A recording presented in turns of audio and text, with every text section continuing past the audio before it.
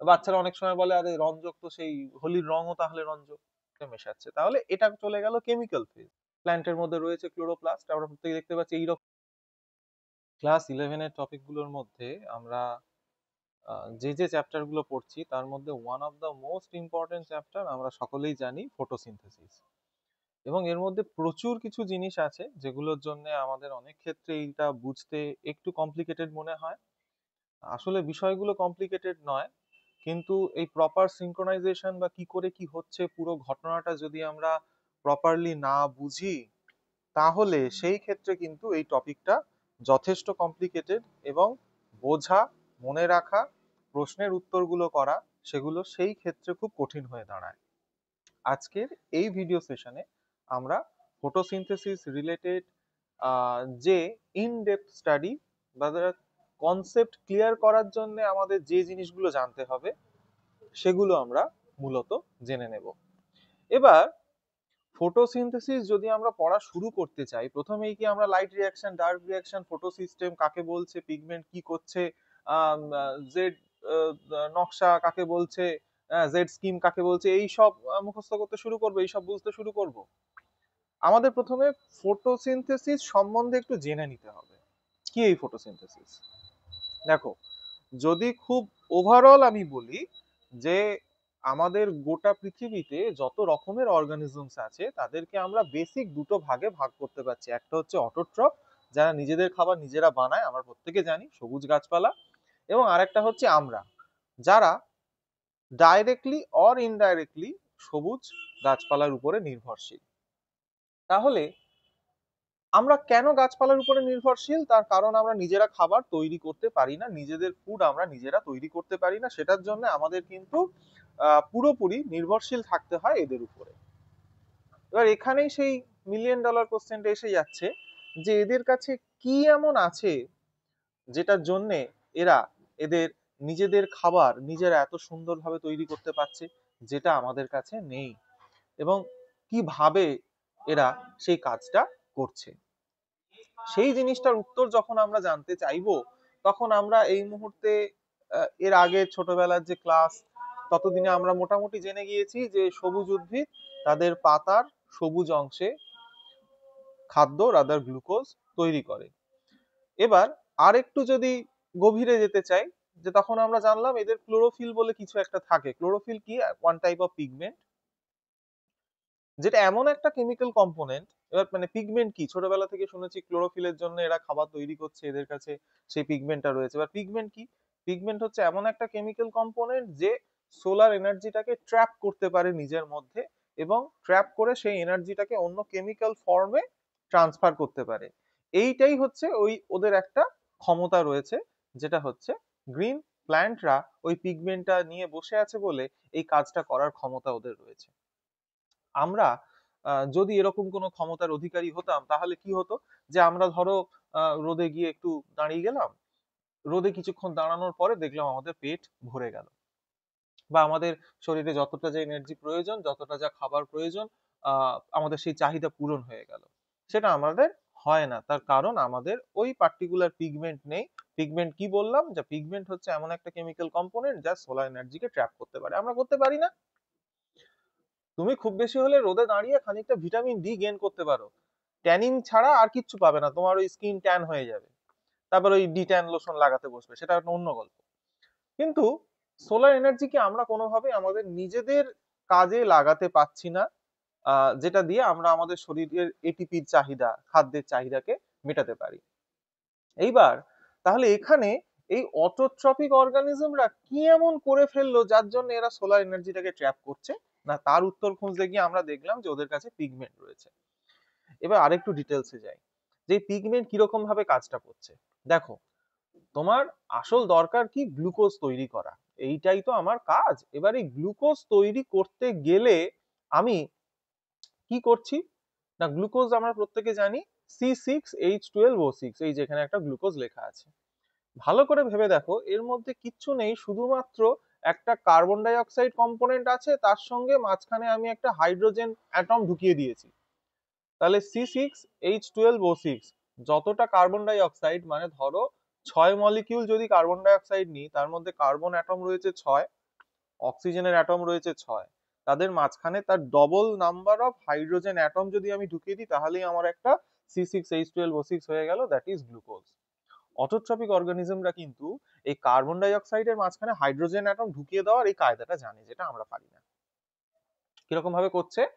Usually ওরা জলকে ভাঙছে, অক্সিডেশন অফ ওয়াটার, জলকে ভেঙে তার মধ্যে থেকে হাইড্রোজেন অ্যাটমটাকে তুলছে, তুলে মাঝখানে ওদের একজন ক্যারিয়ার আছে, সেই ক্যারিয়ারের হাতে দিল, সেই ক্যারিয়ার সেই হাইড্রোজেন অ্যাটমটাকে নিয়ে গিয়ে পৌঁছে দিল কার কাছে? না, এ আস্তে আস্তে নিয়ে গিয়ে পৌঁছে দেবে কার্বন ডাই অক্সাইডের কাছে। মাঝখানে একটা ঘটনা ঘটে গেল, সেটা হচ্ছে জল থেকে যখনই তুমি হাইড্রোজেন অ্যাটম ভেঙে তুলে নিলে তখন ও অ্যাটম গুলো পড়ে থাকছে। এরকম দুটো জল ভাঙলে, খুব ভালো করে বোঝো, দুটো জল ভাঙলে আমরা রিমেনিং দুটো অক্সিজেন অ্যাটম পাবো, মলিকিউল বলছি না কিন্তু, অ্যাটম। তাহলে দুটো জল ভেঙে যে দুটো রিমেনিং অক্সিজেন অ্যাটম পাবো, দুজনে মিলে একসঙ্গে অক্সিজেন ফর্ম করবে, মানে অক্সিজেন মলিকিউল ফর্ম করবে, যেটা বাতাসে বেরিয়ে আসবে। যেটা আমরা জানি এই সবুজ উদ্ভিদ তার পাতা থেকে সেই অক্সিজেনটাকে রিলিজ করে, আর ভাগ্যিস করে সেই অক্সিজেনটাকে আমরা কিন্তু আমাদের নিজেদের শ্বসনের কাজে লাগাই, রাদার রেসপিরেশনের কাজে লাগাই। তাহলে এরা অক্সিজেনটা কি করে বানালো? না, এদের অক্সিজেনটা বানানোর অন্য কোনো কারণ ছিল না, এদের দরকার কার্বন ডাই অক্সাইডের সঙ্গে হাইড্রোজেন অ্যাটম যোগ করে এরা গ্লুকোজ বানাবে। সেইটা করতে গিয়ে হাইড্রোজেন অ্যাটম পাবে কোত্থেকে? না, এরা জল ভেঙে হাইড্রোজেন অ্যাটম জোগাড় করেছে। এবার জল ভেঙে হাইড্রোজেন অ্যাটম এরা যখন জোগাড় করছে, হাইড্রোজেন অ্যাটমটা নিয়ে নিল, পড়ে রইল অক্সিজেনের অ্যাটম গুলো, দুটো অক্সিজেনের অ্যাটম জুড়লো, জুড়ে এরা অক্সিজেন বানিয়ে পাতা থেকে ছেড়ে দিল। বুঝতে পারলাম? তাহলে এইটাই আমরা কিন্তু এইখানে এই প্রসিডিওরের গল্পটা লিখেছি। Reduction of carbon dioxide. কেন? কার্বন ডাই অক্সাইডের সাথে হাইড্রোজেন অ্যাটম আমি যোগ করছি, যোগ করে কিন্তু C6H12O6 দ্যাট ইজ গ্লুকোজ বানিয়ে ফেললাম। তাহলে অটোট্রপিক অর্গানিজমরা এই হাইড্রোজেনকে ভেঙে সেখান থেকে এই মানে জলকে ভেঙে সেখান থেকে হাইড্রোজেন নিয়ে কার্বন ডাই অক্সাইডের সাথে জুড়লো, জুড়ে গ্লুকোজ বানালো। কিন্তু এখানে একটা গল্প আছে। গল্পটা কিরকম? গল্পটা হচ্ছে এমনও কিছু অর্গানিজমস আছে পৃথিবীতে যারা কিন্তু এই হাইড্রোজেনের সোর্স হিসেবে জলকে ব্যবহার না করে তারা হাইড্রোজেন সালফাইডকে ইউজ করে এই হাইড্রোজেনের সোর্স হিসেবে। কি করে? হাইড্রোজেন সালফাইডকে ভেঙে দিল, ভেঙে দিয়ে সেখান থেকে হাইড্রোজেন অ্যাটম তুলে নিল, তুলে নিয়ে কার্বন ডাই অক্সাইডের সাথে বাইন্ড করে গ্লুকোজ বানিয়ে বসলো। যেটা হায়ার প্ল্যান্টস বা এই যে প্রপার গ্রিন প্ল্যান্টস যারা, তারা কি করে? সেটা জলকে ভাঙছে। তাহলে হাইড্রোজেন সালফাইডকে কারা ভাঙে? তোমরা শুনলে অবাক হবে, ফটোসিনথেসিসের পৃথিবীতে প্রথম যে টেকনোলজিটা এসেছিল ইভলিউশনের মাধ্যমে, সেক্ষেত্রে জলকে না, হাইড্রোজেন সালফাইডকেই কিছু ব্যাকটেরিয়া ভাঙতে শুরু করলো, এবং সেটা ছিল কেমো অটোট্রপ। মানে কেমিক্যাল রিয়াকশন থেকে ওরা শক্তিটাকে আর্ন করত, এবং সেই শক্তি আর্ন করে সেখান থেকে কি করলো? হাইড্রোজেন সালফাইডটাকে ভাঙলো, এবং ভেঙে সেই হাইড্রোজেনটাকে তুলে নিয়ে গিয়ে কার্বন ডাই অক্সাইডের সাথে জুড়ে দিল পরবর্তীকালে। তাহলে এরাও কিন্তু অটোট্রপ, কিন্তু এদেরকে আমরা বলবো কেমো অটোট্রপ। পৃথিবীতে প্রথম অটোট্রপ কিন্তু এরাই।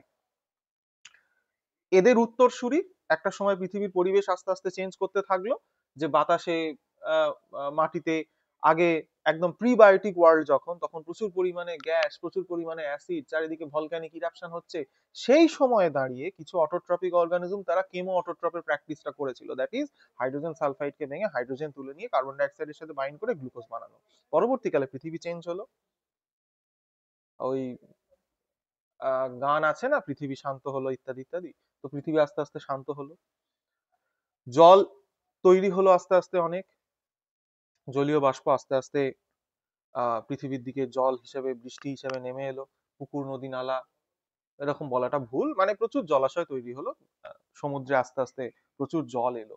তো সেই জলটাকে কাজে লাগিয়ে তখন কিন্তু আরো এক রকমের নতুন অটোট্রপ অবতীর্ণ হলো। তারা কি করলো? তারা আর হাইড্রোজেন সালফাইড ভাঙলো না, কারণ প্রিবায়োটিক ওয়ার্ল্ডে হাইড্রোজেন সালফাইড প্রচুর পরিমাণে ছিল, এবং ওটাই ছিল সেই হিসেবে, যতটা হয়তো জল ছিল না, পিওর ওয়াটার ছিল না, অ্যাসিডের সমুদ্র ছিল সেই সময়। তোমরা জানো চারিদিকে অ্যাসিড রেন হচ্ছে, ভলক্যানিক ইরাপশন হচ্ছে। ইউরে মিলার এক্সপেরিমেন্ট করে তারা আমাদের দেখিয়েছেন যে কি কাণ্ড হতো সেই সময়। ঠিক সেই সময়ের কথা, তখন কিন্তু হাইড্রোজেন সালফাইড অ্যাভেলেবল। পরবর্তীকালে যখন দেখা যাচ্ছে তার বদলে পৃথিবীটা বদলে গেল, সেই সময় কিন্তু গাছপালা, গাছপালা বলা ভুল, কিছু অটোট্রপিক অর্গানিজম তারা এই নতুন পন্থাটা অবলম্বন করলো, যে হাইড্রোজেন সালফাইডের বদলে তারা এবার থেকে জল ভাঙতে শুরু করলো। আর এই জল ভাঙতে গিয়েই তৈরি হয়ে গেল অক্সিজেন, এবং প্রিবায়োটিক ওয়ার্ল্ডে কিন্তু অক্সিজেন ছিল না, অক্সিজেনের উদ্ভব হলো এই কারবারটা করতে গিয়ে।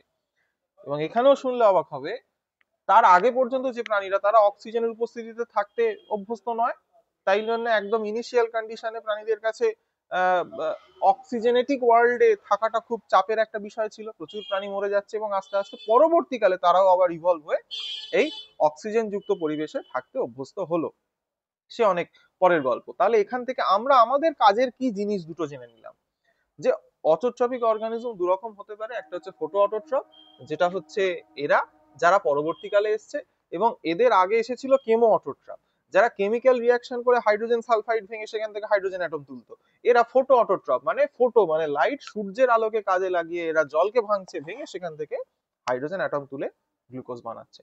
এই দুটোই আমরা এখানে খুব সুন্দর করে মেনশন করেছি। সানলাইট এনার্জি হিসেবে, এনার্জি সোর্স হিসেবে যখন কাজ করছে তখন হচ্ছে আমাদের ফটো অটোট্রপ, আর কেমিক্যাল রিয়াকশনের যে এনার্জি সেটাকে আমরা কাজে লাগাচ্ছি কেমো অটোট্রপের ক্ষেত্রে। তাহলে বোঝা গেল, তাহলে হাইড্রোজেনের উৎস হিসেবে দুটো জিনিসকে কিন্তু ইউজ করা হয়। হ্যাঁ, এখনো কিন্তু এই কেমো অটোট্রপ প্রাণী রয়েছে, দ্যাট ইজ সালফার ব্যাকটেরিয়া, অবায়ুজীবী জীব যারা বাতাসে এরকম অক্সিজেনের উপস্থিতিতে থাকে না, মাটির তলায় রয়েছে, তো সেখানে তারা সূর্যের আলো বা পাচ্ছে কোত্থেকে, সেখানে কিন্তু কেমিক্যাল রিয়াকশন করছে, করে তারা হাইড্রোজেন সালফাইডকে ব্রেক করছে, করে সেখান থেকে হাইড্রোজেন অ্যাটমটাকে তুলে আনছে। এই কাজ তারা এখনো করছে, এই প্র্যাকটিস। এইবার তাহলে ফটোসিনথেসিস একটা বেসিক জায়গা জেনে গেলাম, যে বেসিক জায়গাটা কি, আমরা কার্বন ডাই অক্সাইডের সাথে হাইড্রোজেন অ্যাটম জুড়বো, হাইড্রোজেন পাবো থেকে, কেউ জল থেকে হাইড্রোজেন তুলে নিয়ে চলে আসছে, কেউ আবার হাইড্রোজেন সালফাইড থেকে হাইড্রোজেন তুলে নিয়ে চলে আসছে, আর ওই জলটা ভাঙতে গিয়ে যে শক্তিটা লাগছে সেটা নিচ্ছে সূর্য থেকে। বোঝা গেল, এই হচ্ছে বেসিক জায়গাটা। এরপর ফটোসিনথেসিসের আরো কিছু বেসিক জিনিস সম্বন্ধে আমরা একটু আইডিয়া করার চেষ্টা করব। দেখো, এখানে reduction of carbon dioxide হচ্ছে, কার্বন ডাই অক্সাইডের সাথে হাইড্রোজেন জুড়ে তার রিডাকশন করছি, করে তাকে আমি গ্লুকোজে বানাচ্ছি, তাহলে রিডাকশন অফ হাইড্রোজেন। বোঝা গেল, এই sorry, reduction of carbon dioxide into glucose, sorry. Second ফেজে আমরা দেখছি এনার্জি কিন্তু লাগবে, তো এই এনার্জি সোর্স হিসেবে কেউ ইউজ করছে সানলাইট, কেউ ইউজ করছে কেমিক্যাল রিয়াকশন। এবার এটা এমন একটা রিয়াকশন যেখানে বায়োসিনথেসিস হচ্ছে, গ্লুকোজ তৈরি হচ্ছে, শুষ্ক ওজন বাড়ছে, অ্যানাবলিক রিয়াকশন। ক্যাটাবলিক হলে কি হতো, যে ব্রেকডাউন করছে, এটা কিন্তু ভাঙার প্রসেস না, এটা গড়ার প্রসেস, তাই জন্য এটা অ্যানাবলিক রিয়াকশন। বায়োসিনথেসিসের মাধ্যমে আমরা কিন্তু গ্লুকোজ তৈরি করছি, দ্যাট ইজ এটা অ্যানাবলিক রিয়াকশন। এরপরে আরো কিছু জিনিস আমরা দেখছি, যেটা কোথায় হচ্ছে, এটা সেলের মধ্যে হচ্ছে ডেফিনেটলি। সেলের কোথায় হচ্ছে আরো ডিটেলসে জানবো, তাহলে সেলুলার প্রসেস, এটা ডেফিনেটলি হায়ার প্ল্যান্টস এর ক্ষেত্রে হচ্ছে, ক্লোরোপ্লাস্টের মধ্যে হচ্ছে, খুব ভালো কথা। ফিজিওকেমিক্যাল প্রসেস, এই কথাটা খুব সুন্দর। ফিজিওকেমিক্যাল প্রসেসের কনসেপ্টটা কি না, দেখো, যে গ্রিন প্ল্যান্ট যখন ফটোসিনথেসিস করবে, ফিজিওলজিক্যালি, ভৌতভাবে তাদেরকে কিন্তু অক্সিজেন এবং কার্বন ডাই অক্সাইডের আদান প্রদান করতে হচ্ছে এই পাতার উল্টো দিকটা থেকে। এই যে পাতা রয়েছে, পাতার ঠিক উল্টো সাইডটা থেকে তারা কিন্তু ভৌত উপায়ে, ফিজিওলজিক্যালি কিন্তু তারা কি করছে, এই যে এটা একটু বড় পাতা, বুঝতে সুবিধা হবে, এখান থেকে তারা কি করছে, অক্সিজেন এবং কার্বন ডাই অক্সাইডের আদান প্রদান করছে। তাহলে এটা গেল ভৌত পদ্ধতি, এবং এর সঙ্গে একটা রাসায়নিক ফেজও রয়েছে। রাসায়নিক ফেজটা কি না, সেলের মধ্যে জলের ব্রেকডাউন করে সেখান থেকে হাইড্রোজেন অ্যাটম তুলে এনে গ্লুকোজে মেশাচ্ছে, তাহলে এটা চলে গেল কেমিক্যাল ফেজ। তাহলে দুটো ফেজ এখানে সাইমালটেনিয়াসলি হচ্ছে, physiological and chemical, that's why এটাকে একটা ফিজিওকেমিক্যাল প্রসিডিওর বলা হচ্ছে, যেখানে ফিজিক্যাল রিয়াকশনও হচ্ছে এবং কেমিক্যালও হচ্ছে। এরপরে আরো একটা খুব ক্রুশিয়াল জিনিস, সেটা হচ্ছে, এটা হচ্ছে সোর্স অফ ফুড। আমরা প্রত্যেকেই জানি যে এই সবুজ গাছপালা এরা প্রাইমারি প্রোডিউসার, এদের থেকেই অন্য বিভিন্ন ট্রপিক লেভেলের প্রাণীরা একে একে তারা খাদ্য সংগ্রহ করছে, এবং প্রত্যেকে এখানে একটা চেনের মতো করে কানেক্টেড, যে তুমি কখনো ডাইরেক্টলি সবুজ প্ল্যান্টের উপরে খাদ্যের জন্য নির্ভরশীল হচ্ছ, কখনো সবুজ প্ল্যান্টকে যে প্রাণীরা খাচ্ছে তুমি তাদেরকে কনজিউম করছো। তাহলে এইভাবে কিন্তু পুরো সাইকেলটা চলছে। মোরাল অফ দ্য স্টোরি, সমস্ত পৃথিবীর ফুড সোর্স এবং অক্সিজেনের সোর্স কিন্তু এটাই। এবার একদম প্রাইমারিলি যদি আমরা একটা রিয়াকশনের কথা বোঝার চেষ্টা করি, একদম প্রাইমারিলি দেখো, কার্বন ডাই অক্সাইড জল, সেখান থেকে আস্তে আস্তে আস্তে আস্তে গ্লুকোজটা তৈরি হচ্ছে, আর এদিকে অক্সিজেন বেরিয়ে চলে যাচ্ছে। এখানে ব্যালেন্স করা নেই, বাকি জিনিসপত্র আমরা কিছুই জানি না, একদম মানে খুব অ্যাব্রাপ্ট ওয়েতে যদি আমরা দেখি তাহলে কিন্তু এই হচ্ছে আমাদের এখানকার মোদ্দা কথা। এবার কোথায় হয় এই ফটোসিনথেসিস? এই যে জিনিসটা আমরা দেখতে পাচ্ছি এটাকে বলে গ্রানা। এই গাছের পাতার মধ্যে একটা কোষীয় অঙ্গাণু আছে ওদের, যেটাকে বলছি আমরা গ্রানা। আর একটু ডিটেলসে বলি, সবুজ উদ্ভিদের পাতার সবুজ অংশের মেসোফিল কলার ক্লোরোপ্লাস্টে, এই যে ক্লোরোপ্লাস্টের মধ্যে আছে গ্রানা। তাহলে এই যে ক্যাপসুলের মতো জিনিস, এটা কি? এটা একটা ক্লোরোপ্লাস্ট। কোথায় আছে? সবুজ উদ্ভিদের পাতার মেসোফিল কলার ক্লোরোপ্লাস্ট। তাহলে মেসোফিল কলার মধ্যে রয়েছে ক্লোরোপ্লাস্ট। এর স্ট্রাকচারটা যদি আমি বুঝতে চাই, এর মধ্যে আমরা বেসিক কিছু জিনিস দেখতে পাবো। প্রথমত এটা একটা বাইলেয়ার্ড মেমব্রেন, যেরকম আমাদের মাইটোকন্ড্রিয়া রয়েছে ঠিক সেই রকম ধরনের একটা জিনিস, কিন্তু কাজটা পুরোপুরি ডিফারেন্ট, পুরো আলাদা। কি করছে এরা? না, এই যে বাইলেয়ার মেমব্রেনের মধ্যে আমরা গ্রানা স্ট্রোমা পাবো। বাইলেয়ার মেমব্রেনটা ক্রস করে ভেতরে ঢুকলাম, উপরে দুটো লেয়ার আছে মেমব্রেনের, ভেতরে ঢুকলাম, ফাঁকা জায়গা যেগুলো, এগুলোকে বলবো আমরা স্ট্রোমা। আর এর মধ্যে এই যে চাকতির মতো যে জিনিসগুলো বসানো আছে, এগুলো হচ্ছে থাইলাকয়েড। এই থাইলাকয়েড গুলো পর পর বসিয়ে গ্রানা তৈরি হয়েছে। হ্যাঁ, মানে ওই সেই হয় না, কয়েন যদি আমি পর পর সাজাই যেরকম দেখতে লাগে, তাহলে থাইলাকয়েড পর পর সাজিয়ে সাজিয়ে আমি গ্রানাম স্ট্রাকচার করেছি। আর ওটা বাদে বাকি যে ফাঁকা জায়গাটা, সেখানে একরকম লিকুইড আছে, লিকুইডের মধ্যে এনজাইম আছে, সেই যে পুরো জায়গাটা, সেটাকে আমি কি বলবো? সেটাকে বলবো আমি স্ট্রোমা। তাহলে গ্রানা স্ট্রোমার কনসেপ্টটা ক্লিয়ার হলো। এবার এর মাঝখানে মাঝখানে একটা দেখা যাবে অদ্ভুত জিনিস, এদের মধ্যে না ইন্টারলিঙ্ক আছে যেন। হ্যাঁ, এগুলোকে আমরা বলছি ল্যামেলা বা ল্যামেলি। বোঝা গেল? তাহলে এই হচ্ছে সেই জায়গা যেখানে সূর্যের লাইটটাকে অ্যাবজর্ব করে ওরা এই এতক্ষণ ধরে যে খাবার তৈরির প্রসিডিওর বললাম সেটাকে করা হয়, সেই পুরো কাজটা যে জায়গাতে হয়। এবার এটাকে যদি আমরা একটু অন্যভাবে ভিজুয়ালাইজ করতে চাই, চেষ্টা করব আমরা এটা একটু দেখার। দেখতে পাচ্ছি এখানে এই যে স্ট্রাকচারটা রয়েছে, এটা কিন্তু একটা গ্রানার্স, মানে একটা ক্লোরোপ্লাস্টের স্ট্রাকচার। প্ল্যান্টের মধ্যে রয়েছে ক্লোরোপ্লাস্ট, আমরা প্রত্যেকে দেখতে পাচ্ছি এইরকম একটা ক্যাপসুলের মতো স্ট্রাকচার। খুব সুন্দরভাবে আশা করি ভিজুয়ালাইজ করা যাচ্ছে। এবার এর মধ্যে কিন্তু আমরা দেখতে পাচ্ছি, যদি আমরা একটু ভেতরের দিকে ঢুকি, তাহলে রয়েছে কে? গ্রানা এবং স্ট্রোমা। এই দুটো জায়গা জুড়েই আমাদের ফটোসিনথেসিস হয়। খুব যদি উপর উপর বুঝতে চাই, ফটোসিনথেসিসের দুটো ভাগ, লাইট রিয়াকশন আর ডার্ক রিয়াকশন। লাইট রিয়াকশনটা হয় গ্রানার মধ্যে, রাদার গ্রানাতে, আর ডার্ক রিয়াকশনটা হয় স্ট্রোমা বা বাকি যে জায়গাটা রয়েছে সেই জায়গাতে হয়। এবার এইখানে এই যে আমি যদি একটা গ্রানাকে কাটলে দেখবো যে এইরকম একটা শেপ, এইরকম একটা শেপ আসছে। কিরকম? না, নইলে এমনিতে গ্রানাগুলো এইরকম দেখতে হয়, কয়েনের মতো, যেন অনেকগুলো কয়েনের চাকতি পরপর সাজিয়ে রাখা রয়েছে। আর যদি আমি সেটাকে মাঝখান থেকে একটা ক্রস সেকশন করি, তাহলে দেখবো এই যে এরকম দেখতে লাগছে। হ্যাঁ, একটা এরকম যেন গোল গোল কিছু বিস্কুট, সেগুলোকে আমি কেটে রেখেছি। তাহলে এই ছিল আমাদের একদম 3D অ্যানাটমিক্যাল স্ট্রাকচার। কিসের? না, ক্লোরোপ্লাস্টের। ক্লোরোপ্লাস্টের মধ্যে কোন জায়গায়? না, ক্লোরোপ্লাস্টের মধ্যে যে জায়গায় আমার সালোক সংশ্লেষ হচ্ছে, ফটোসিনথেসিস, দ্যাট ইজ এই যে গ্রানা, যেটা এখানে 4 নম্বর দিয়ে ডিনোট করা রয়েছে। বোঝা গেল এই পর্যন্ত? তাহলে এখানে আমরা সবগুলোই দেখতে পাচ্ছি, গ্রানা দেখতে পাচ্ছি, ফাঁকা জায়গাটা হচ্ছে স্ট্রোমা, পুরোটা এরকম একটা ক্যাপসুলের মতো জিনিস, যার দুটো মেমব্রেন রয়েছে, বাইলেয়ার মেমব্রেন বলা হচ্ছে যে জন্য। আবার আমরা আমাদের আগের জায়গায় ফিরে যাচ্ছি।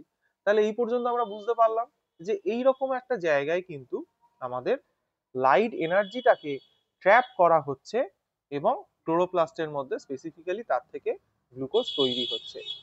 এরপরে দেখো, এই যে ফটোসিনথেসিসের এত গল্প আমরা একসঙ্গে যে শুনছি, এগুলো তো একদিনে আবিষ্কার হয়নি। প্রচুর প্রচুর প্রচুর এক্সপেরিমেন্ট লেগেছে, মানুষের এটা বুঝতেই দীর্ঘদিন সময় লেগেছে যে আহ, আমরা যে C6H12O6 বা গ্লুকোজ পাচ্ছি তার মধ্যে এই ওটা কোথা থেকে এলো, কার্বনটা কোথা থেকে এলো, হাইড্রোজেনটা কোথা থেকে এলো, ইত্যাদি ইত্যাদি। ভ্যান নিল বলে একজন ভদ্রলোক, তিনি ফটোসিনথেসিসের খুব যুগান্তকারী একটা কাজ করে ফেললেন। তিনি বলে দিলেন যে আহ, এই যে হাইড্রোজেন অ্যাটমের সোর্স গাছেরা দুটো জায়গা থেকে তৈরি করছে, মানে অটোট্রপিক অর্গানিজমরা দুটো জায়গা থেকে করতে পারে সোর্সটা।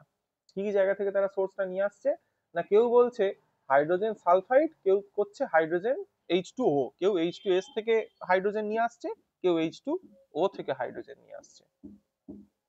এরকম একটা জিনিস আমরা বুঝলাম, যেটা হচ্ছে অক্সিডাইজিং এজেন্ট। এবার এরা এই অক্সিডাইজিং এজেন্টের মাধ্যমে কার্বন ডাই অক্সাইডকে রিডিউস করে C6H12O6 বানানো হচ্ছে। তাহলে ফটোসিনথেসিসে উনি দেখিয়ে দিলেন যে দুটো ওয়ে আউট রয়েছে। এক হচ্ছে আমরা জলকে ভেঙে সেখান থেকে হাইড্রোজেন অ্যাটম তুলে নিয়ে আসছি, আবার বলছেন যে কখনো হাইড্রোজেন সালফাইডকে ভেঙে আমরা হাইড্রোজেন অ্যাটমকে তুলে আনছি, তুলে এনে ফাইনালি তাকে তাকে মানে তুলে যখন বের করে আনলাম, পাশে একটা অক্সিজেন আলাদা হয়ে গেল, তারপর সেই হাইড্রোজেনটাকে টেনে এনে কার্বন ডাই অক্সাইডের সাথে জুড়ে দিলাম। আর এর মাঝখানে একজন ক্যারিয়ার আছে। ক্যারিয়ারের কাজ কি, হাইড্রোজেনকে যখন প্রথম জল থেকে ভেঙে আলাদা করা হলো, ক্যারিয়ার নিজের ঘাড়ে চাপিয়ে নিল, নিয়ে এসে বয়ে বয়ে বয়ে বয়ে বয়ে বয়ে নিয়ে যাচ্ছে, নিয়ে গিয়ে কার্বন ডাই অক্সাইডের কাছে গিয়ে পৌঁছে দেবে। এই ক্যারিয়ারটাকে এখানে এক্স হিসেবে লেখা হয়েছে। এবার এই যে এক্স, সেটা পরবর্তীকালে জানা গেল এটা হচ্ছে এনএডিপি। এনএডিপি হচ্ছে একটা কেমিক্যাল কম্পোনেন্ট যে এই হাইড্রোজেনের একটা ক্যারিয়ার হিসেবে কাজ করছে, এবং সে হাইড্রোজেনটাকে অ্যাবজর্ব করে এনএডিপি H+H+ পরিণত হচ্ছে, মানে দুটো হাইড্রোজেন একসঙ্গে সে বইতে পারে, পিঠে দুটো হাইড্রোজেন বয়ে নিয়ে গেল, নিয়ে গিয়ে সে কার্বন ডাই অক্সাইডের সাথে জুড়ে দিচ্ছে ওই হাইড্রোজেনটাকে, দিয়ে নিজে আবার এনএডিপিতে আগের মতো চলে আসছে, আগের মতো এনএডিপিতে পরিণত হয়ে যাচ্ছে।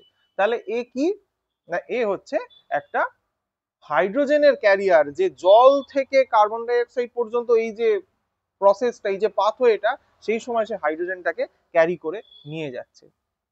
এবার আমি একটু আগেও বললাম যে ফটোসিনথেসিসের দুটো পার্ট আমরা জানি, একটা হচ্ছে লাইট রিয়াকশন, একটা ডার্ক রিয়াকশন। এখানে খুব সুন্দরভাবে আমরা দেখতে পাবো যে জল ভেঙে হাইড্রোজেন অ্যাটম বার করার এই যে স্টেপটুকু, এটাকে আমরা বলবো লাইট রিয়াকশন। আর সেই হাইড্রোজেন অ্যাটমটাকে ক্যারিয়ারের মাধ্যমে কার্বন ডাই অক্সাইডের সাথে যখন আমরা জুড়ছি, this is call the dark reaction. এই দুটো ফেজে কিন্তু আমাদের ফটোসিনথেসিসের এই পুরো গল্পটা হচ্ছে, যেটাকে আমরা বলছি লাইট রিয়াকশন এবং ডার্ক রিয়াকশন। এরপর এই রিয়াকশনটাকে আমরা এবার একটু আরেকটু ডিটেলসে বুঝবো।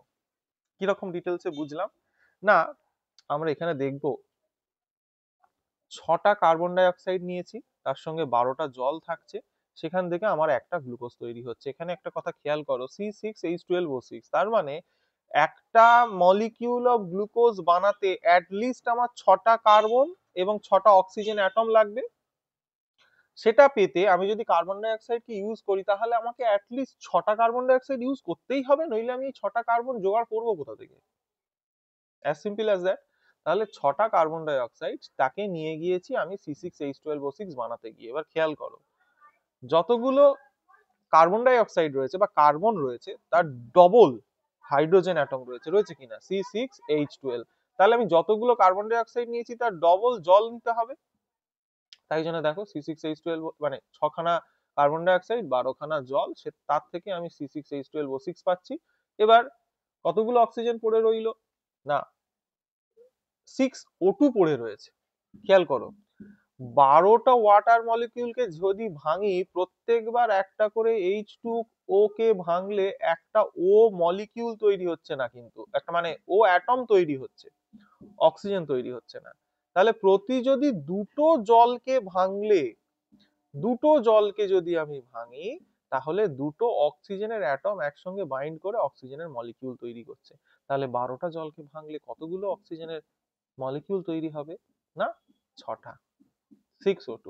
যদি বলে 12টা জলকে ভাঙলে কতগুলো অক্সিজেনের অ্যাটম তৈরি হবে, তখন তুমি বলবে 12টা। ক্লিয়ার?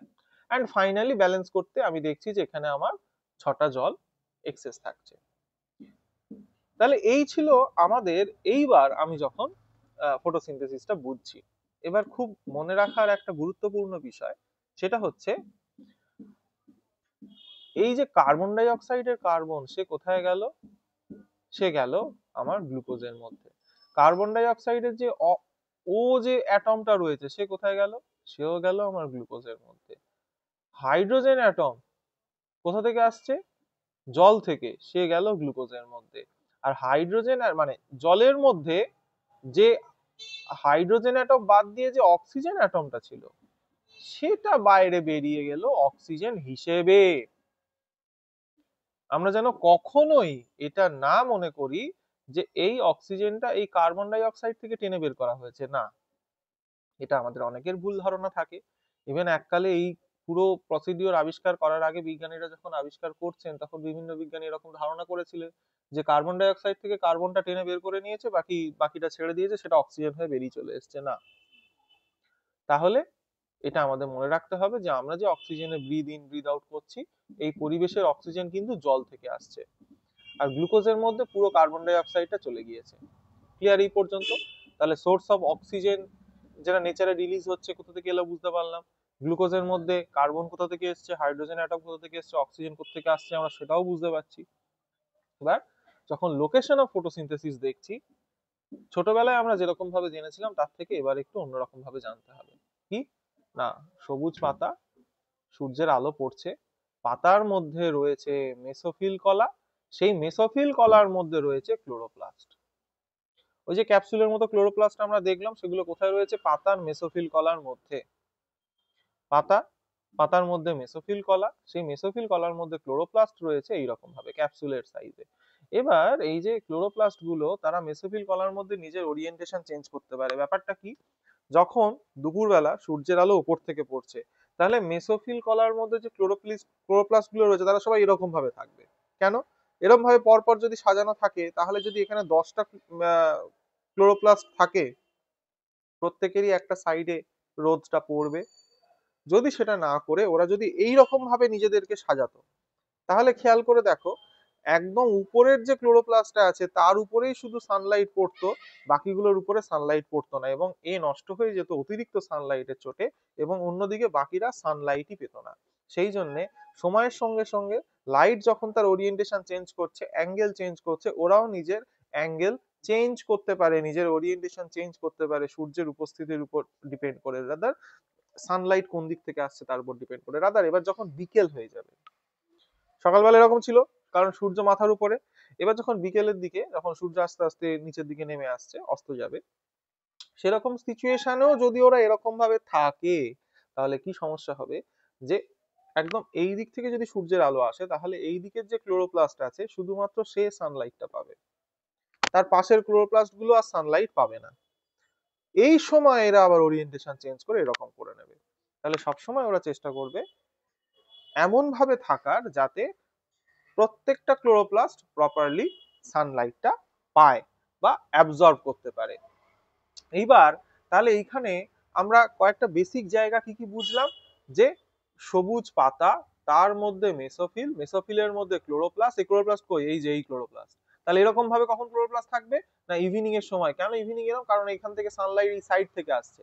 আবার দুপুরের সময় যেন আফটারনুনের সময় কিরকম থাকে, মাথার উপর থেকে সানলাইট পড়ছে, তখনও এরকম ভাবে থাকবে। বোঝা গেল? তাহলে এরা এদের পজিশন চেঞ্জ করবে। এইবার এখানকার এই একটা ক্লোরোপ্লাস্টকে যদি আমি নিচে জুম করে আঁকি ছবিটা হবে এই রকম।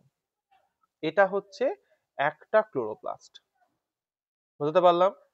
তাহলে আস্তে আস্তে আমরা কিন্তু জুম করছি।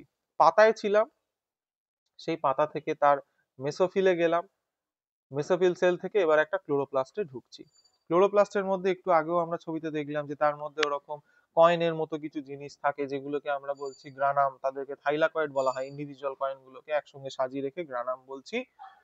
এখানে আমরা কিন্তু এই পুরো জিনিসটা দেখতে পাবো। তাহলে একদম যদি বাইরে থেকে ভেতরে ঢুকি, আউটার মেমব্রেন, একদম বাইরের এই একটা লেয়ার রয়েছে আউটার মেমব্রেন, তারপরে ইনার মেমব্রেন, তারপরে ভেতরে কি পাবো, থাইলাকয়েড। থাইলাকয়েড সাজিয়ে সাজিয়ে যখন এরকম র্যাক বানিয়ে ফেলবো, গ্রানা। এইবার দুদিকে দুটো গ্রানার বিল্ডিং রয়েছে, মাঝখানে একটা কানেকশন রয়েছে। অনেক সময় হয় না ওরকম বড় বড় হাই রাইজ বিল্ডিং গুলোর মধ্যে মাঝখানেই অনেক সময় এরকম ব্রিজের মতো একটা কানেকশন থাকে, সেটাকে আমরা বলছি স্ট্রোমা ল্যামেলি। এবার আমরা শুনেছিলাম সানলাইট অ্যাবজর্ব করার জন্য পিগমেন্ট দায়ী, এবং পিগমেন্ট এমন একটা কেমিক্যাল কম্পোনেন্ট যে সানলাইটকে অ্যাবজর্ব করতে পারে। এইবার সবসময় মনে রাখবে, ফটোসিনথেসিস করার যে পিগমেন্টরা তারা আবার একা একা বসে থাকে না, তারা একসঙ্গে কয়েকটা গ্রুপ মিলে, বন্ধু বান্ধব সবাই মিলে একসঙ্গে থাকে। এদের এরকম দুটো গ্রুপ আছে, এই দুটো গ্রুপের দুটো নাম আছে, একজনের নাম ফটোসিস্টেম 1 আর একজনের নাম ফটোসিস্টেম 2। এইবার তাহলে পিগমেন্ট অফ ফটোসিনথেসিস তারা একসঙ্গে একটা গ্রুপ করে বসে রয়েছে, সেই গ্রুপকে আমি বলছি ফটোসিস্টেম। ফটোসিস্টেম দুটো হয়, 2 আর 1। এই পর্যন্ত ক্লিয়ার প্রত্যেকের কাছে আমাদের? এবার দেখো, এই যে ফটোসিস্টেম 2 আর ফটোসিস্টেম 1, তাহলে এরা কি না, এরা হচ্ছে পিগমেন্টের দুটো গ্রুপ। ফটোসিস্টেম 2 এবং ফটোসিস্টেম 1 যদি এখানে একটু জুম করে আমরা দেখি, তাহলে দেখবো আরে গ্রানাতে কিন্তু ফটোসিস্টেম 2 আর 1 দুজনেই রয়েছে। উল্টো দিকে স্ট্রোমা ল্যামেলিতে শুধুমাত্র ফটোসিস্টেম 1 বসে আছে, আর এই বাইরের এই ফাঁকা জায়গা স্ট্রোমা, সেখানে কোনো ফটোসিস্টেম নেই। ক্লিয়ার? তাহলে ফটোসিস্টেমের লোকেশন আমি বুঝতে পারলাম। মনে রাখবে, এই ফটোসিস্টেম 1 আর 2 এরা দুজনেই কিন্তু লাইট রিয়াকশনের জন্য দায়ী। যে জায়গায় লাইট রিয়াকশন বলতে যেখানে জলকে ভেঙে হাইড্রোজেন অ্যাটম তুলে আনা হচ্ছে, 1 and 2 এরা দুজনেই কাজটা করছে। আর বাকি এই স্ট্রোমার যে জায়গাটা, এইখানে কিন্তু পরের ফেজটা হয়, যেখানে কি দেখবো, যে কার্বন ডাই অক্সাইডের সাথে হাইড্রোজেন অ্যাটমটাকে বাইন্ড করে গ্লুকোজটা তৈরি করা হবে। সেটা কিন্তু ডার্ক রিয়াকশনে হবে। এই পর্যন্ত আশা করি আমাদের কাছে ক্লিয়ার হয়ে গিয়েছে যে ক্লোরোপ্লাস্টের মধ্যে এরকম মেমব্রেন সিস্টেম রয়েছে, গ্রানাম থাইলিকয়েড আর স্ট্রোমা ল্যামেলি। স্ট্রোমা ল্যামেলিতে কিন্তু কেবলমাত্র PS1 বসে আছে, এটা খেয়াল রাখবো আমরা। স্ট্রোমা ল্যামেলিতে কেবলমাত্র PS1। আর গ্রানার যে, আচ্ছা গ্রানা ল্যামেলি কেন বলা হচ্ছে বা গ্রানা থাইলাকয়েড কেন বলা হচ্ছে, এদের যে উপরের যে মেমব্রেনটা আছে, এই মেমব্রেনের গায়ে এরা এরকম ভাবে এমবেডেড থাকে, এরকম ভাবে অর্ধেক এরকম ঢোকানো রয়েছে। বুঝা গেল? সেই জন্য ওদেরকে এখানে আমরা এরকম ভাবে দেখতে পাই। তাহলে কোথায় PS1 থাকবে, কোথায় PS2 থাকবে, এই প্রশ্ন যদি আমাদের করা হয়, আমরা কিন্তু সহজেই তার উত্তর দিতে পারবো। যদি জিজ্ঞেস করে PS1 কোথায় থাকবে, আমরা বলবো দুটো জায়গায়, এক হচ্ছে গ্রানা আর একটা হচ্ছে স্ট্রোমা ল্যামেলিতে। যদি বলে PS2 কোথায় থাকবে, তাহলে বলবো কেবলমাত্র গ্রানা।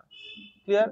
আবার উল্টো দিক থেকে যদি জিজ্ঞেস করে যে গ্রানাতে কোন কোন PS থাকে, ফটো সিস্টেম থাকে, তুমি 1 2 দুজনেই থাকে, আর স্ট্রোমা ল্যামেলিতে কেবলমাত্র PS1 থাকে। আশা করি ক্লিয়ার। এবার আমরা পিগমেন্ট সম্বন্ধে একটু জেনে নেব। ফটোসিনথেসিস করতে গেলে আমাদের পিগমেন্ট সম্বন্ধে আইডিয়া রাখতেই হবে। পিগমেন্ট তাহলে সেই মানে কেমিক্যাল কম্পোনেন্ট যেটা আছে বলে ওরা নিজেদের খাবার নিজেরা তৈরি করতে পারছে, আর যেটা আমাদের নেই বলে আমরা পুরোপুরি ওদের উপরে ডিপেন্ডেন্ট, ডাইরেক্টলি অর ইনডাইরেক্টলি। তাহলে মূলত পিগমেন্টকে আমরা দুটো ফেজে ভাগ করবো, একটা ওয়াটার সলিউবল আর একটা হচ্ছে organic solvent soluble. Clear? Water soluble এর মধ্যে কাকে পাবো? অ্যানথ্রোসায়ানিন। আর অর্গানিক সলভেন্টের মধ্যে সলিউবল পিগমেন্ট সেটা অনেক রকমের হয়। কিরকম পাবো? ক্লোরোফিল পাচ্ছি, ক্যারোটিনয়েডস পাচ্ছি। সবচেয়ে বেসিক, সবচেয়ে কমন হচ্ছে ক্লোরোফিল, এছাড়া ক্যারোটিনয়েডস তো রয়েছে। ক্লোরোফিলটা পড়ার সময় তাদের স্ট্রাকচারটা আমাদেরকে একটু জানতে হবে। দেখে ভয় লাগে যে বাপরে এ আবার কি জিনিস, এটা আবার জানতে হবে। দেখো, খুব সিম্পলি আমরা ক্লোরোফিলের স্ট্রাকচার বুঝতে পারবো। মাঝখানে একটা ম্যাগনেসিয়ামকে বসিয়ে দেবো, কিচ্ছু ভাবার দরকার নেই, জাস্ট একটা এই বাকি তাকিও না এখন কিছু, একটা ম্যাগনেসিয়ামকে বসালাম, তার চারটে হাতে চারটে নাইট্রোজেনকে ধরিয়ে দেবো, ধরিয়ে দিয়েছি। প্রত্যেকটা নাইট্রোজেনের গায়ে একটা করে পাইরল রিং লাগিয়ে দেবো। পাইরল রিং কিরকম হয়, যদি এইটা যদি আমার নাইট্রোজেন হয়, তাহলে এর সঙ্গে পাইরল রিংটা হবে এইরকম। এতে কার্বন পজিশন কোথায়, এই একটা কার্বন, এই একটা কার্বন, এই একটা কার্বন, এই একটা কার্বন। বোঝা গেল পাইরল রিং? তাহলে এখানে আমি এরকম পাইরল রিং এঁকেছি, প্রতিটা নাইট্রোজেনে একটা করে পাইরল রিং, কেউ বাদ যাবে কেন? তাহলে চারটে পাইরল রিং বসিয়ে দিলাম। এবার প্রতিটা পাইরল রিং নিজেদের মধ্যে সিএইচ বন্ড করে একসঙ্গে জুড়ে রয়েছে, প্রত্যেকটা পাইরল রিং সিএইচ বন্ড করে একসঙ্গে জুড়ে রয়েছে। তাহলে পুরো এই চাকার স্ট্রাকচারটা হয়ে গেল। এই চাকার স্ট্রাকচারটাকে বলা হয় পরফাইরিন হেড। এই চাকার আবার একটা লেজও আছে, যাকে ফাইটল টেল বলে। এর ইন্টারনাল স্ট্রাকচার আমি অত ঢুকছি না, একদম সিম্পল রেখেছি, জাস্ট এখান থেকে আমি একটা ফাইটল টেল জুড়ে দিলাম। তাহলে বোঝা গেল। এবার যদি এখান থেকে কি কি প্রশ্ন আসবে, যে ম্যাগনেসিয়ামের কতগুলো আছে, ম্যাগনেসিয়াম, কতগুলো নাইট্রোজেন আছে, কতগুলো পাইরল রিং আছে, কার্বন কোথায় কোথায় থাকছে। হ্যাঁ, এই যে কার্বনের পজিশনিং, এই যে এইগুলো হচ্ছে কার্বনের পজিশনিং। তাহলে এই প্রশ্নের উত্তর আমরা এখানে খুব সহজেই করতে পারবো। তাহলে সেন্টারে ম্যাগনেসিয়াম থাকছে, 4টে নাইট্রোজেন থাকছে, পরফাইরিন হেড থাকছে, একটা ফাইটাল টেল থাকছে। এগুলো খুব সহজে আমরা এখানে পেয়ে গেলাম। এই ছবিটা আমরা চোখের সামনে ভাসাবো, না দেখে এই ছবিটা কয়েকবার এঁকে নেবো, এই রিলেটেড কোনো প্রশ্ন আমাদের আর আটকাবে না। এরপরে যখন আমরা ক্যারোটিনয়েডসে ঢুকছি, দেখো গাছের পাতা সবুজ হয় আমরা জানি, কিন্তু এমনও অনেক গাছের পাতা আছে সবুজ ছাড়া আরো নানা রকমের রং হয়, এবং গাছে সবুজ ছাড়া আরো নানা রকম উদ্ভিজ্জ জিনিস আমরা দেখি। তাহলে সবুজ আমরা যা যা দেখছি তার মধ্যে ক্লোরোফিল আমরা বুঝে গেলাম যে আচ্ছা সবুজ মানেই ক্লোরোফিল। এবার সবুজ বাদে যা যা কিছু দেখবে সেগুলোকে তুমি বলতে পারো যে ক্যারোটিনয়েডস। এবার ক্যারোটিনয়েডস নানা রকমের রয়েছে, যেমন ক্যারোটিনয়েডস এর মধ্যে ক্যারোটিন আমরা কি কি পাচ্ছি, যে লাল আর অরেঞ্জ কালারের জন্য ক্যারোটিন দায়ী, যেমন হচ্ছে বিটা ক্যারোটিন। কোথায় আছে এই ভদ্রলোককে প্রত্যেকেই চেনো, এই এখন পিকনিক করছি আমরা প্রত্যেকে, পিকনিকে গিয়ে প্রথমে ওই পকোড়া খাওয়া হবে, তার সঙ্গে স্যালাডের মধ্যে ইনি থাকেন অনেক ক্ষেত্রেই।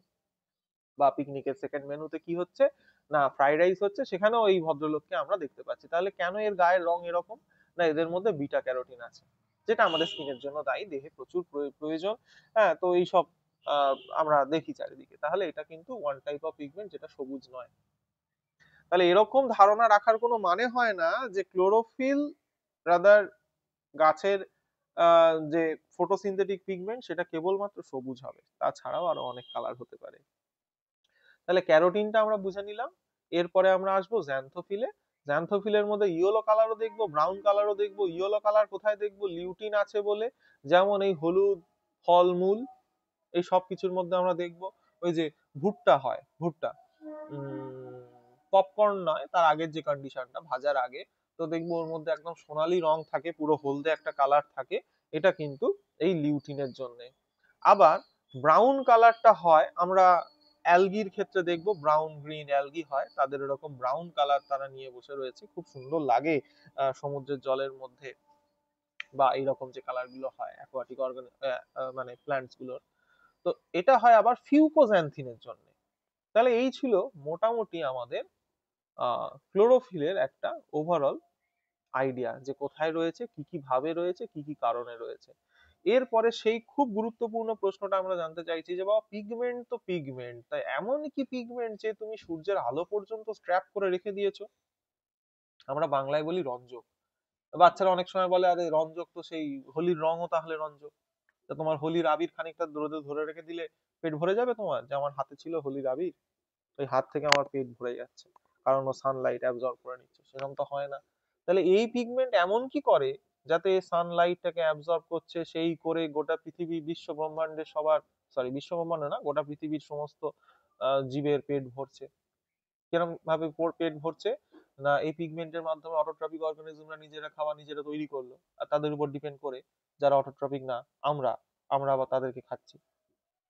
তাহলে পিগমেন্টটা কি করছে, কি করে সানের এই ফোটন, যে সোলার এনার্জি, সেটাকে আমরা ট্র্যাপ করছি বা ওরা ট্র্যাপ করছে, সেইটা এবার একটু দেখে নেব।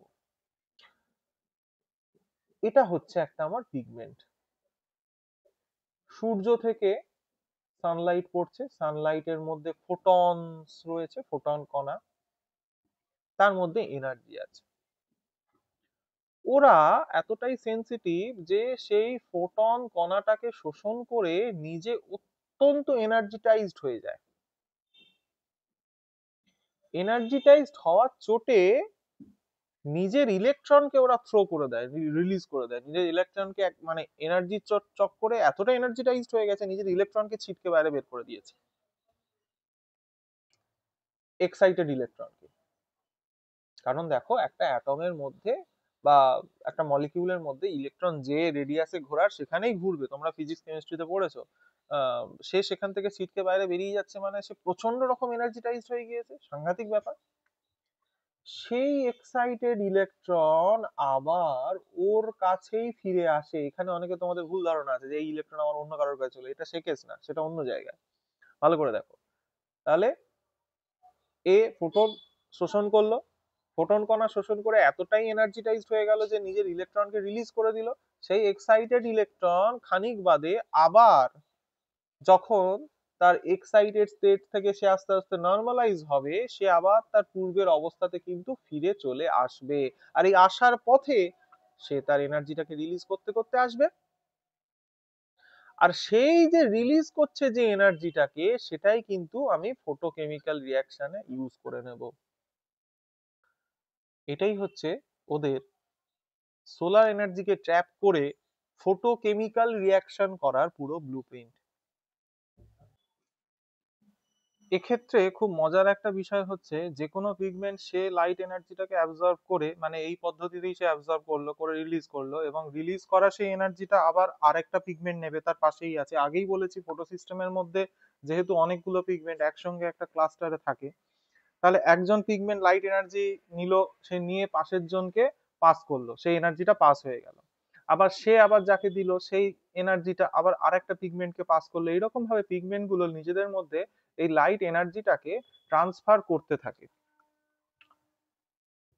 কারণ একসঙ্গে অনেকগুলো পিগমেন্ট, আমরা আগেই বলেছি যে একটা ফটো সিস্টেমে একসঙ্গে অনেকগুলো পিগমেন্ট তারা একসঙ্গে একটা ক্লাস্টার করে থাকে এবং নিজেদের মধ্যে এইভাবে লাইট এনার্জি গুলো ট্রান্সফার করতে থাকে, করে করে তারা এমন একটা জায়গায় নিয়ে যাবে যে পিগমেন্ট সে ওই লাইট এনার্জিটাকে নিয়ে, মানে ওদের ওই পিগমেন্টের গ্রুপের মধ্যে এমন একজন পিগমেন্ট থাকবে যে ওই লাইট এনার্জিটাকে নিয়ে ফাইনালি জলটাকে ভাঙবে। তাহলে যে পিগমেন্ট এই ভাঙার কাজটা করছে ফাইনালি, সে হচ্ছে রিয়াকশন সেন্টার, যেখানে ফাইনালি এই রিয়াকশনটা হচ্ছে, সেটাকে আমরা ইউজুয়ালি বলি ক্লোরোফিল এ। এবার রিয়াকশন সেন্টার বাদে বাকি আর যতগুলো পিগমেন্ট আছে তারা প্রত্যেকে এই এনার্জি অ্যাবজর্ব করবে, করে পাশের জনকে পাস করে দেবে, এদেরকে বলা হয় অ্যান্টেনা কমপ্লেক্স।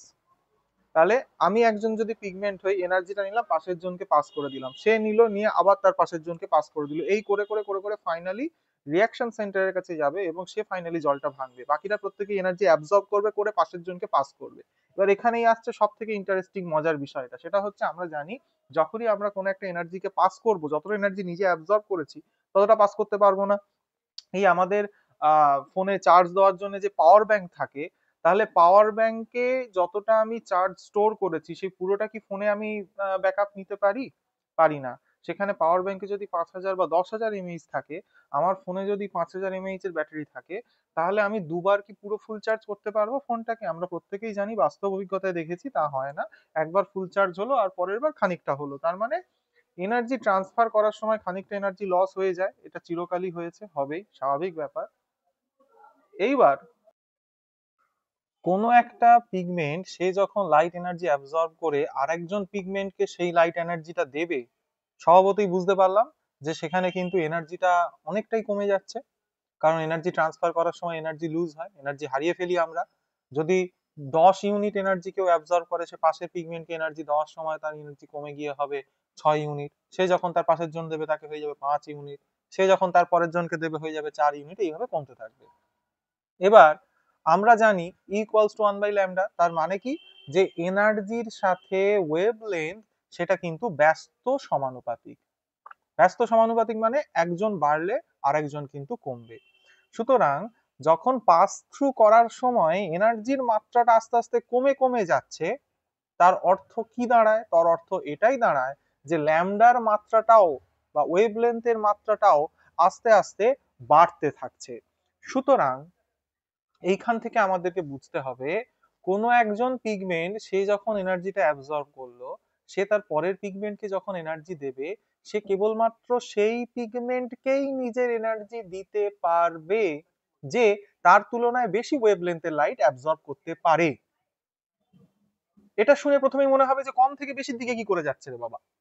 ভালো করে শোনো, কম থেকে বেশি বলতে আমি ওয়েভলেন্থ বোঝাচ্ছি।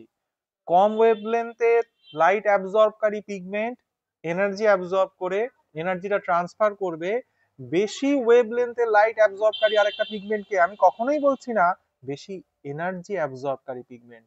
তাহলে যদি এটা উল্টো ভাবে বলি, আমি যা এনার্জি অ্যাবজর্ব করব একজন পিগমেন্ট, আমি এনার্জিটাকে যখন অন্য একজন পিগমেন্টকে দেবো এনার্জিটা কমে যাবে। এনার্জি কমে যাওয়া মানে কি? এনার্জি কমে যাওয়া মানেই তো ল্যামডা বেড়ে যাওয়া।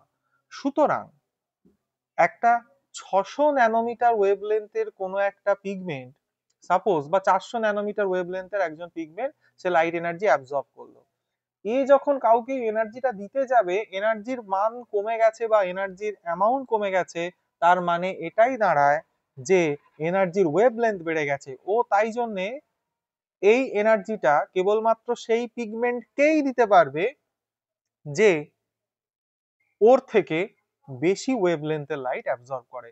মানে 400 ও দেবে কাকে? 450 ওয়েভলেন্থের লাইট যে পিগমেন্ট অ্যাবজর্ব করে ও তাকে লাইটটা দেবে বা এনার্জিটা দেবে। 450 ও কাকে দেবে? ওর থেকে বেশি ওয়েভলেন্থ যে অ্যাবজর্ব করে তাকে দেবে 500, 500 থেকে 600, 600 থেকে 680। তাহলে এই যে ফাইনাল পজিশন, তাকে আমরা বলছি রিঅ্যাকশন সেন্টার। রিঅ্যাকশন সেন্টার বাদ দিয়ে এখানে যতগুলো পিগমেন্ট আছে রিঅ্যাকশন সেন্টার বাদ দিয়ে তারা হচ্ছে অ্যান্টেনাপিডিয়া বা অ্যান্টেনা কমপ্লেক্স। অ্যান্টেনা কমপ্লেক্সরা তারা সবাই মিলে একটা লাইট হারভেস্টিং কমপ্লেক্স, তো তারা সবাই মিলে এনার্জিটা নিয়ে শুধু পাশের জনকে সেটাকে পাস থ্রু করতে করতে করতে করতে যাবে এবং ফাইনালি এনার্জিটা যার কাছে গিয়ে পৌঁছাবে সে হচ্ছে রিঅ্যাকশন সেন্টার। তাহলে এইখান থেকে আমরা একটা বিষয়ে খুব স্পষ্ট হলাম, while the pigment pass its energy to another pigment, it will pass it to higher wavelength pigment, মানে higher wavelength absorbing pigment than itself। এই জায়গাটায় কারোর একটুও বোঝার সমস্যা থাকলে পজ করে আবার একটু আগের জায়গাটা শুনে নাও, গত 2-3 মিনিটের। এটা খুব ক্রুশিয়াল। এটা না বুঝলে আমরা কোনোভাবেই জেড স্কিমকে বুঝতে পারবো না। না বুঝে মুখস্থ করার ফল কিন্তু খুব সাংঘাতিক হয়। সেই জন্য আমাদেরকে অবশ্যই এই ফান্ডামেন্টাল জায়গা থেকে বুঝে এগোতে হবে। তাহলে কেন বেশি ওয়েভলেন্থের লাইট অ্যাবজর্বকারী পিগমেন্টকেও ট্রান্সফার করবে? কেন? Because during energy release rather transfer the energy will decrease, energy will lose. Energy যত ডিক্রিজ হবে ওয়েভলেন্থ তত বাড়বে। সেই জন্যই আমি কম এনার্জি পাশের জনকে দিচ্ছি, তার মানে বেশি ওয়েভলেন্থ অ্যাবজর্বিং পিগমেন্টকে আমি এনার্জিটা ট্রান্সফার করছি। তাহলে এটা ছিল আমাদের প্রথম ফেজ। এরপরে আমরা ফটো সিস্টেম নিয়ে আরো ডিটেলসে ঢুকবো এবং তারপরে আমরা ঢুকছি জেড স্কিমে। এবং দেন থার্ড পার্টে, সেকেন্ড পার্টে আমরা জেড স্কিমে ঢুকছি, থার্ড পার্টে আমরা ডার্ক রিঅ্যাকশন নিয়ে আসবো।